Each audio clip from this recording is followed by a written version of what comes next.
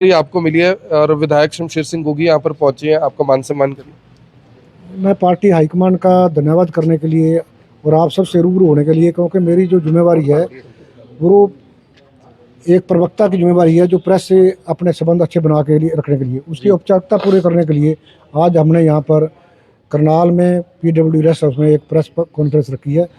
और मैं सबसे पहले जो पार्टी ने मुझ पर विश्वास जताया उसके लिए पार्टी का तहे दिल से धन्यवाद करता हूँ। जो मुझे जिम्मेवारी मिली है, मैं एक किसान परिवार से हूँ, मेरी जो पृष्ठभूमि है राजनीतिक तौर पर भी किसान की है, और मुझे बड़ी खुशी है, मुझे गर्व है इस बात का कि मैं आज इस पद पर रह करके मैं किसानों की बात को, जो आवाज़ को बुलंद करने का काम कर सकूँगा, क्योंकि ये बहुत बड़ा महत्वपूर्ण पद है।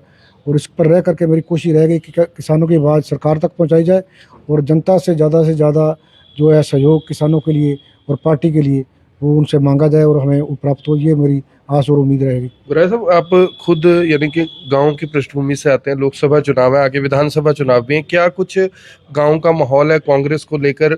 यानी कि शहरों में कहा जा रहा है कि जो बीजेपी है उसका जोर ज्यादा है, लेकिन गांव के अंदर फिलहाल क्या माहौल है?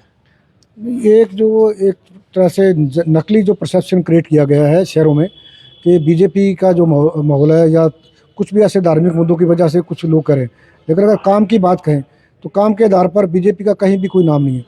आज जो हमारे इलाके का युवा है, जो सबसे जो अहम जिसका रोल होता है देश की उन्नति में, वो आज सारे का सारा यहाँ से विदेश पलायन कर गए। उसके प्रति सरकार के मुंह से कभी एक बात नहीं निकली कि हम उनको रोकने के लिए यहाँ विदेश से वापस ला करके यहाँ नौकरी का देने का काम करेंगे। ये सारी बातें जो हैं, जो सरकार के खिलाफ, बीजेपी के खिलाफ एक माहौल बना हुआ है। और दूसरी बात, जो किसान आज है, किसान पिछले 3 सालों से सड़कों पे है। बीच में 1 साल रेस्ट हुआ जब सरकार ने अपने किए हुए वादे के मुताबिक कमेटी नहीं बनाई, MSP पर जो कानूनी गारंटी नहीं दी, उसके बाद दोबारा से आंदोलन शुरू हो गया। और अब इस आंदोलन में सरकार सीधे तौर पर किसानों पर गोलियां चला रही है, उन्हें लाठियां मार रही है। आज 150 के आसपास जो किसान बुरी तरह से जख्मी है, और हमारे 2-3 किसान जिनको एक को तो गोली लग करके वो उसकी मृत्यु हुई है, शहीद हुआ है, और कुछ किसान ऐसे हैं जिनको बिल्कुल उन्होंने अपंग कर दिया है। इसलिए आज पूरे किसान वर्ग में भी, ग्रामीण क्षेत्र में भी, और हर जो देश की चिंता करने वाला जो व्यक्ति है उसके मन में एक ही बात है कि बीजेपी जानी चाहिए, और उसका विकल्प आज कांग्रेस है।